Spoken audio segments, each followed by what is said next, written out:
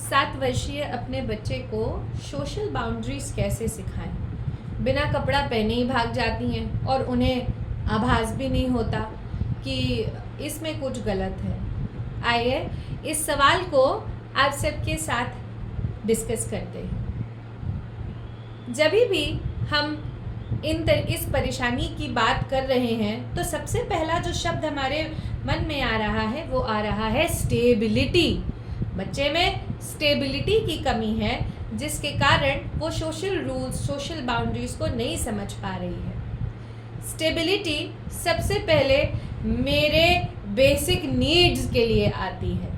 क्या मेरा बच्चा खाने जैसी महत्वपूर्ण क्रिया के लिए, पानी पीने जैसी महत्वपूर्ण क्रिया के लिए या सोने जाने के लिए स्टेबल है? उसको किसी बाहरी एक्सटर्नल सपोर्ट यानी एक्सटर्नल हेल्प की आवश्यकता तो नहीं है, चाहे वो मोबाइल हो, कोई अदर एक्टिविटी हो। जैसे आजकल मैं देख रही हूँ बहुत सारे लोग, मैडम मेरा बच्चा मोबाइल देख के तो खाना नहीं खाता है, लेकिन उसको ना कोई टॉय देना पड़ता है, वो उस टॉय में एंगेज्ड होता है तो फिर हम उसे खाना खिला देते हैं। इसको भी डिस्ट्रैक्टेड ईटिंग कहते हैं। या सोने के लिए मैम माँ को तो जाना ही पड़ेगा, बिना माँ के बच्चा नहीं सो सकता चाहे उसको कितनी भी नींद आए। तो क्या मेरा बच्चा मेरे बेसिक नीड्स के लिए, जिनके बिना जीवन जीना असंभव है, स्टेबल है? अगर है तो हम नेक्स्ट पॉइंट पे बढ़ेंगे। नेक्स्ट पॉइंट क्या है? प्ले के लिए। खेल जो हर बच्चे का ऑक्यूपेशन है, मुख्य कार्य है जो उससे हमें एक्सपेक्ट करना चाहिए। क्या मेरा बच्चा प्ले करने के लिए स्वावलंबी है, स्टेबल है? प्ले का मतलब सिर्फ अपनी दुनिया में खेलना नहीं होता। एक छोटा सा नियम, जैसे कि मान लो हम बॉल को रोल कर रहे हैं, एक बार मम्मी ने किया तो एक बार बच्चे ने किया, फिर मम्मी ने किया, फिर बच्चे ने किया, और बच्चे को अगर ये कॉन्सेप्ट समझ में आ गया है तो 7 वर्षीय बच्चे की अगर हम बात कर रहे हैं तो मम्मी और बच्चे के बीच में 2 बंधु और होने चाहिए कि बच्चे का जब चौथा नंबर आ रहा है तो बच्चा वेट कर ले रहा है और अपनी बारी पे ही जो necessary motor responses and cognitive responses हैं उस पर्टिकुलर एक्टिविटी के लिए कर रहा है। यदि बी चेकलिस्ट भी हमारी आंसर हो गई कि हाँ जी बच्चा अपनी बेसिक नीड्स के लिए स्टेबल है, बच्चा अपने प्ले के लिए स्टेबल है, तो आता है बहुत महत्वपूर्ण सवाल कि क्या हमारा बच्चा कॉग्निटिव स्किल्स के लिए स्टेबल है? टेबल पे बैठ के यदि हम बच्चे के साथ colours, fruits, vegetables, animals, 2 letter words, 3 letter words, reading, इन सब पे एज अप्रोप्रिएटली काम कर रहे हैं तो क्या मेरे बच्चे को उसमें स्वावलंबन है? नहीं है तो फिर उस पर काम करना बनता है।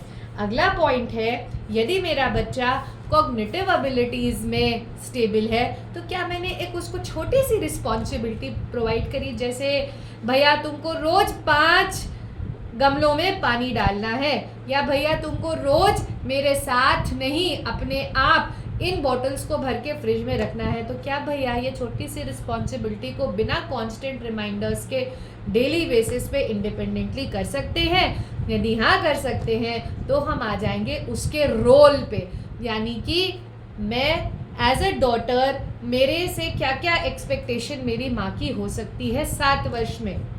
जैसे पढ़ के अपनी कॉपी किताब को जगह पे रखना, कल जो मुझे कपड़े पहनने हैं उसको निकाल के रखना, मम्मी अगर खाना लगा रही है तो खाना लगाने में मम्मी की हेल्प करना, मम्मी अगर मान लीजिए नानी से या दादी से किसी से फ़ोन पे बात करी और मम्मी ने इशारे से कह दिया कि उसको उधर रख दो तो मैं इशारे समझ के ये काम कर लिया।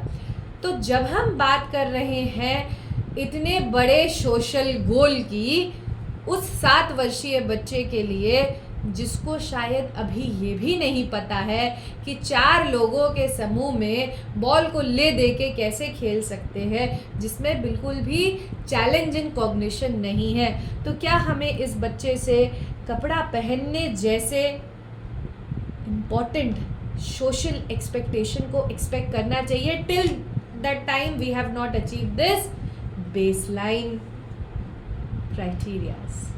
समझ पा रहे हैं मैं क्या कहना चाह रही हूँ? इस बच्चे के लिए मेरा निवेदन रहेगा, मेरा एडवाइस रहेगा कि आप अपने ऑक्यूपेशनल थेरेपी सेशंस में गोल ओरिएंटेड वे से बहुत सारी जान भरे। आप अपनी सेंचुरी डाइट का पालन करें, अपने स्पेशल एजुकेटर के साथ अपने स्पेशल एजुकेशन कॉग्निटिव गोल्स पे काम करें, बच्चे के स्पीच एंड लैंग्वेज थेरेपी पे बच्चे के स्पीच एंड लैंग्वेज को एनहांस करें, और साथ ही इंक्लूजन की गाड़ी में इस पूरे दिन के थेरेपी प्रक्रिया में बच्चे को 1 घंटा सामान्य व्यक्ति के बीच में सोशल एक्सपोजर और इंक्लूजन का मौका ज़रूर दें। इतना करने के साथ, कंसिस्टेंसी के साथ, धीरे धीरे आपकी राह थोड़ी सी सरल होना शुरू हो जाएगी। मैं आशा करती हूँ मेरे उस उत्तर के साथ मैं बहुत सारे ऐसे पेरेंट्स को मदद कर पाऊँगी जिनके सिमिलर कंसर्न्स एंड क्वेरीज हैं। नीचे अपने क्वेश्चंस को ज़रूर पुट फॉर्थ करिएगा। I will try my level best to give best possible answers. वासुदेव कुटुंबकम।